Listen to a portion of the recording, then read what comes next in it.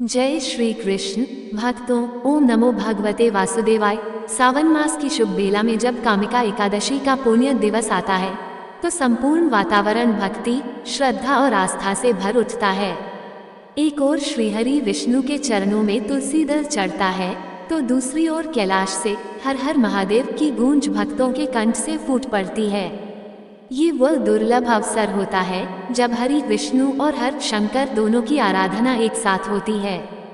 भक्त ओम नमो भगवते वासुदेवाय के साथ हर हर महादेव और ओम नमः शिवाय का जाप करते हैं और यह संयुक्त भक्ति जीवन के पापों का नाश कर आत्मा को मोक्ष की ओर ले जाती है।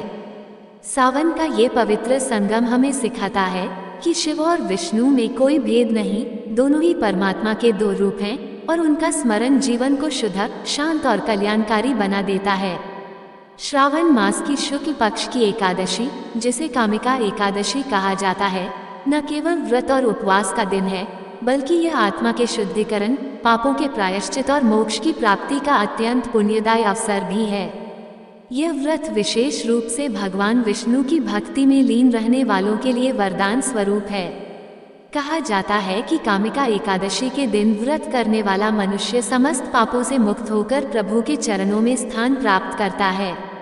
ब्रह्मवैवर्त पुराण के अनुसार एक बार राजा युधिष्ठिर ने श्री कृष्ण से पूछा, हे जनार्दन, कृपा करके मुझे श्रावण मास की शुक्ल पक्ष की एकादशी का महत्व बताइए।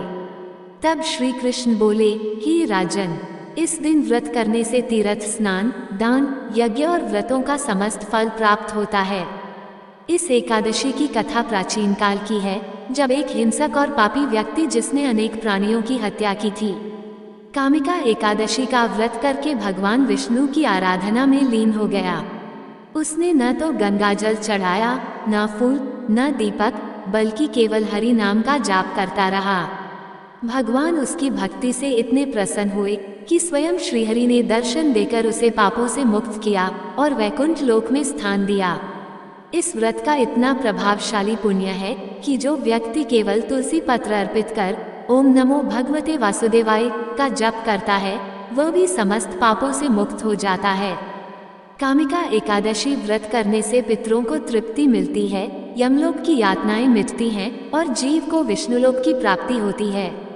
इस दिन विशेष रूप से श्रीहरि विष्णु के मंदिर में दीपदान, भजन, कीर्तन, तुलसी पूजन और हरिनाम संकीर्तन का अत्यंत महत्व होता है।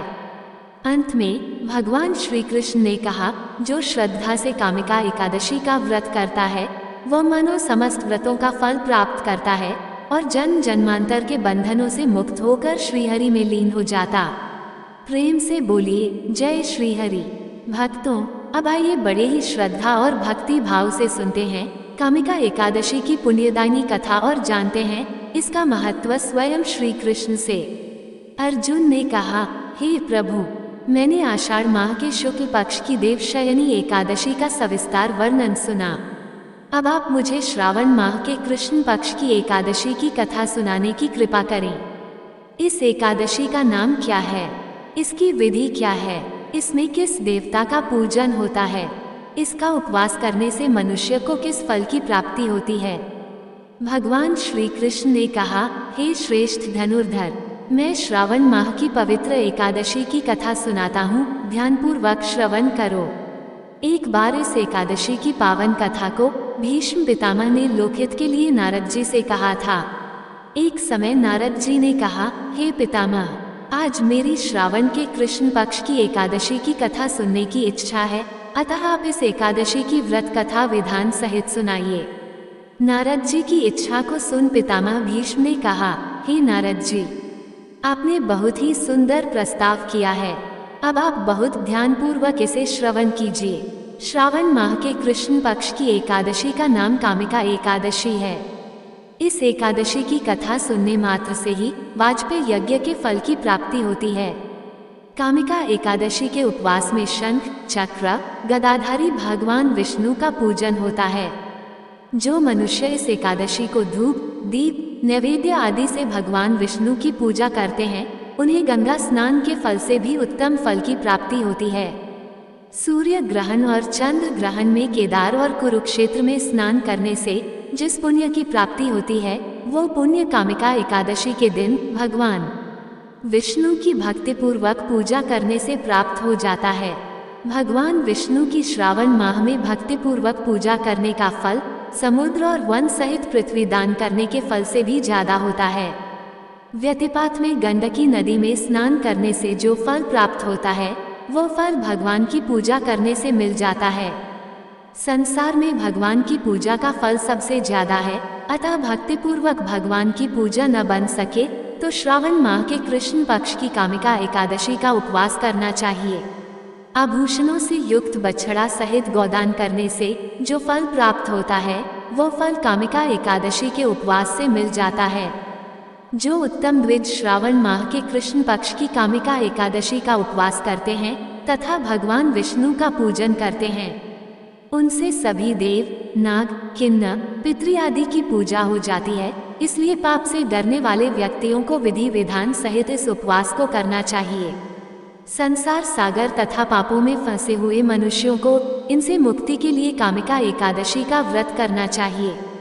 कामिका एकादशी के उपवास से भी पाप नष्ट हो जाते हैं। संसार में इससे अधिक पापों को नष्ट करने वाला कोई और उपाय नहीं है। ये नारद जी, स्वयं भगवान ने अपने मुख से कहा है कि मनुष्यों को अध्यात्म विद्या से जो फल प्राप्त होता है उससे अधिक फल कामिका एकादशी का व्रत करने से मिल जाता है। इस उपवास के करने से मनुष्य को न यमराज के दर्शन होते हैं और न ही नरक के कष्ट भोगने पड़ते हैं, वह स्वर्ग का अधिकारी बन जाता है। जो मनुष्य इस दिन तुलसी दल से भक्तिपूर्वक भगवान विष्णु का पूजन करते हैं वे इस संसार सागर में रहते हुए भी इस प्रकार अलग रहते हैं जिस प्रकार कमल पुष्प जल में रहता हुआ भी जल से अलग रहता है। तुलसी दल से भगवान श्रीहरि का पूजन करने का फल 1 बार स्वर्ण और 4 बार चांदी के दान के फल के बराबर है। भगवान विष्णु रत्न, मोती, मणि आदि आभूषणों की अपेक्षा तुलसी दल से अधिक प्रसन्न होते हैं। जो मनुष्य प्रभु का तुलसी दल से पूजन करते हैं उनके सभी पाप नष्ट हो जाते हैं। ये नारद जी, मैं भगवान की अति प्रिय श्री तुलसी जी को प्रणाम करता हूँ। तुलसी जी के दर्शन मात्र से मनुष्य के सभी पाप नष्ट हो जाते हैं और शरीर के स्पर्श मात्र से मनुष्य पवित्र हो जाता है। तुलसी जी को जल से स्नान कराने से मनुष्य की सभी यम यातनाएं नष्ट हो जाती हैं। जो मनुष्य तुलसी जी को भक्ति पूर्वक भगवान के श्री चरण कमलों में अर्पित करता है उसे मुक्ति मिलती है। इस कामिका एकादशी की रात्रि को जो मनुष्य जागरण करते हैं और दीप दान करते हैं उनके पुण्यों को लिखने में चित्रगुप्त भी असमर्थ हैं। एकादशी के दिन जो मनुष्य भगवान के सामने दीपक जलाते हैं उनके पितर स्वर्गलोक में अमृत का पान करते हैं। भगवान के सामने जो मनुष्य घी या तिल के तेल का दीपक जलाते हैं उनको सूर्य लोक में भी सहस्रों दीपकों का प्रकाश मिलता है। भगवान विष्णु ने अपने अनन्य भक्तों के लिए बताया है कि इस पावन तिथि को कामना पूरी करने वाली एकादशी भी कहा जाता है, क्योंकि जो भक्त सच्चे मन से इस दिन उपवास रखते हैं और भगवत आराधना करते हैं उनकी मनोकामनाएं अवश्य पूर्ण होती हैं। यह व्रत समस्त एकादशियों में अत्यंत फलदायक और पापों का नाश करने वाला माना गया है। स्वयं भगवान श्री कृष्ण ने इस एकादशी का महत्व सुनाया था जो ब्रह्मवैवर्त पुराण, हरिवंश पुराण और स्कंद पुराण में वर्णित है। एक बार की बात है, एक गांव में एक ब्राह्मण था जो स्वभाव से अत्यंत क्रोधी और हिंसक था। वो किसी से भी मीठे बोल नहीं बोलता था और तुच्छ बातों में भी लड़ाई झगड़ा कर बैठता था। एक दिन उसकी किसी पड़ोसी से कहासुनी हो गई और क्रोध में आकर उस ब्राह्मण ने उसकी हत्या कर दी। इस पाप से वह दुखी हुआ और पश्चाताप की अग्नि में जलता रहा। समाज ने उसका बहिष्कार कर दिया और वह अकेला हो गया। फिर वह एक संत के पास गया और अपना पाप स्वीकार कर प्रायश्चित की याचना की। संत ने कहा, हे पुत्र, यदि तू अपने पापों से मुक्त होना चाहता है तो श्रावण शुक्ल पक्ष की कामिका एकादशी का व्रत रख और भगवान विष्णु का नाम जप कर। ब्राह्मण ने संत के बताए अनुसार एकादशी का उपवास किया। उसने पूरे दिन अन्न जल का त्याग कर भगवान विष्णु की मूर्ति का पूजन किया, तुलसी पत्र चढ़ाए और ओम नमो भगवते वासुदेवाय मंत्र का जप करते हुए रात्रि जागरण किया। उस रात उसे स्वप्न में भगवान विष्णु के दर्शन हुए और प्रभु ने कहा, हे ब्राह्मण, तूने पश्चातापपूर्वक कामिका एकादशी का व्रत किया है, अतः मैं तुझ पर प्रसन्न हूँ। तेरे समस्त पाप नष्ट हो चुके हैं और अब तू मोक्ष का अधिकारी बन गया है। इस कथा का यही सार है कि कामिका एकादशी केवल उपवास का ही दिन नहीं है, यह आत्मा के पुनर्जागरण, शुद्धिकरण और भगवान से सच्चे जुड़ाव का अवसर है। इस दिन व्रत करने वाला न केवल अपने जीवन के पापों से मुक्त होता है, बल्कि उसके पूर्वज भी तृप्त होकर स्वर्ग को प्राप्त करते हैं। कामिका एकादशी को कामना पूर्ति एकादशी इसलिए कहा जाता है क्योंकि यह हर उस भक्त की मनोकामना पूर्ण करती है जो सच्चे हृदय से, श्रद्धा और भक्ति से प्रभु की सेवा करता है। चाहे वह संतान सुख की इच्छा हो, रोग मुक्ति की कामना, वैवाहिक समस्याओं से छुटकारा हो या मोक्ष की कामना, इस एकादशी का प्रभाव हर क्षेत्र में चमत्कारी होता है।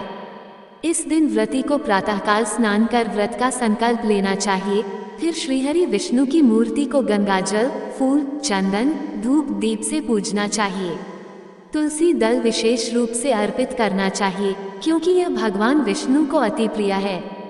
भक्तों, आगे हम तुलसी माता की कथा का भी श्रवण करेंगे। आप कथा को पूरा अवश्य सुनें। दिन भर भजन, कीर्तन और हरिनाम संकीर्तन करते हुए अन्न जल का त्याग करें। रात्रि में जागरण और प्रभु के नामों का स्मरण करें। द्वादशी के दिन ब्राह्मण या निर्धन को अन्न, वस्त्र या दान दक्षिणा देकर व्रत का पारण करें। कामिका एकादशी का महत्व इतना है कि स्वयं भगवान शिव ने भी इसे पूज्य बताया और कहा कि जो मनुष्य इस एकादशी का व्रत करता है वह समस्त पापों से मुक्त होकर भगवान विष्णु के परमधाम को प्राप्त करता है। इस प्रकार कामिका एकादशी केवल एक व्रत नहीं, यह आत्मा की शुद्धि, पापों से मुक्ति और परमात्मा से एकत्व की यात्रा है। यह एक ऐसा दिव्य दिन है जब भक्त का प्रत्येक आर्तनाद भगवान तक पहुंचता है और उसकी प्रत्येक कामना साकार होती है। हर हर महादेव, जय श्री हरि। कामिका एकादशी पर सुने तुलसी माता की पावन कथा। कामिका एकादशी के दिन भगवान विष्णु की आराधना के साथ साथ तुलसी माता की पूजा का विशेष महत्व होता है। ऐसा माना जाता है कि श्रावण मास में भगवान विष्णु की पूजा यदि तुलसी दल के बिना की जाए तो वह पूजा अधूरी मानी जाती है। इस दिन तुलसी दल चढ़ाने मात्र से ही हजारों यज्ञों के पुण्य के बराबर फल प्राप्त होता है। प्राचीन समय की बात है, एक अत्यंत धार्मिक और तपस्वी ब्राह्मण श्रावण मास में प्रतिदिन भगवान विष्णु का पूजन करता था।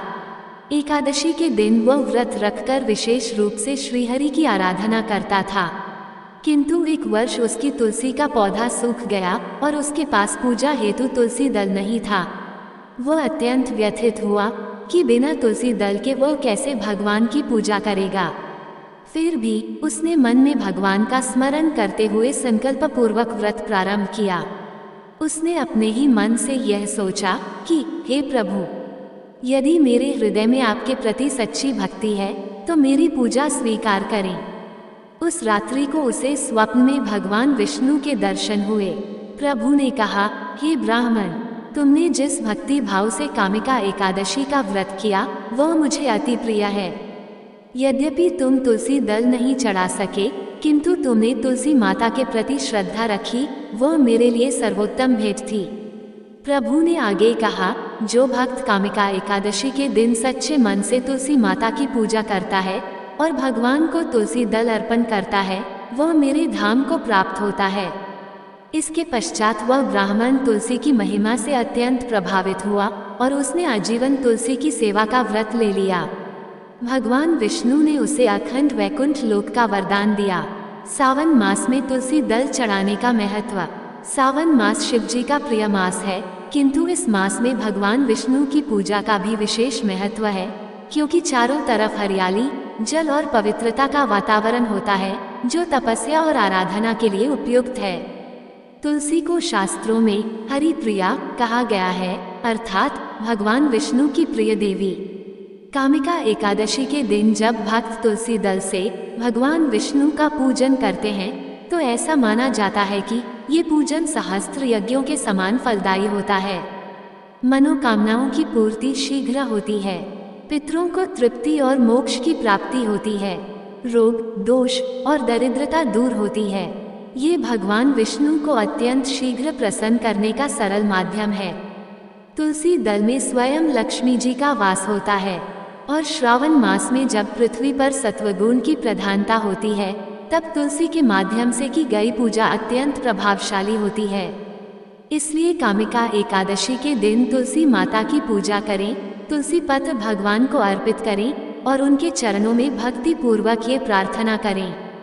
ये तुलसी माता, आप श्रीहरि की प्रिय हैं, कृपा कर मेरे हृदय को शुद्ध करें और मुझे प्रभु चरणों की भक्ति प्रदान करें। हर हर महादेव, जय श्रीहरि, जय तुलसी माता। कामिका एकादशी इस वर्ष श्रावण मास की कृष्ण पक्ष की एकादशी पर सोमवार 21 जुलाई 2025 को रखी जाएगी। वैदिक पंचांग के अनुसार एकादशी तिथि 20 जुलाई को दोपहर 12:12 से आरंभ होकर 21 जुलाई को सुबह 9:38 पर समाप्त होती है। इसलिए व्रत 21 जुलाई को सूर्योदय से शुरू होगा। व्रत का पारण अगले दिन यानी 22 जुलाई की सुबह द्वादशी तिथि समाप्त होने से पहले सुबह करीब 5:36 से 7:05 के बीच किया जाना उत्तम माना जाता है। इस व्रत का विशेष महत्व भगवान विष्णु को समर्पित होने का है। ऐसा माना जाता है कि इससे सभी पापों का नाश होता है, मन की शांति मिलती है और मोक्ष की प्राप्ति के मार्ग पर एक महत्वपूर्ण कदम उठाया जाता है। प्रेम से बोलिए जय श्री हरि विष्णु। ऐसे ही और भी रोचक और आध्यात्मिक वीडियो के लिए चैनल को सब्सक्राइब कर लें। दोस्तों, आपको ये कथा कैसी लगी कृपया कमेंट करके जरूर बताएं। वीडियो पसंद आया हो तो लाइक करें और अपने दोस्तों के साथ शेयर करें। कमेंट बॉक्स में जय श्री कृष्ण लिखना ना भूलें। फिर मिलते हैं एक और दिलचस्प वीडियो के साथ। धन्यवाद। जय श्री कृष्ण।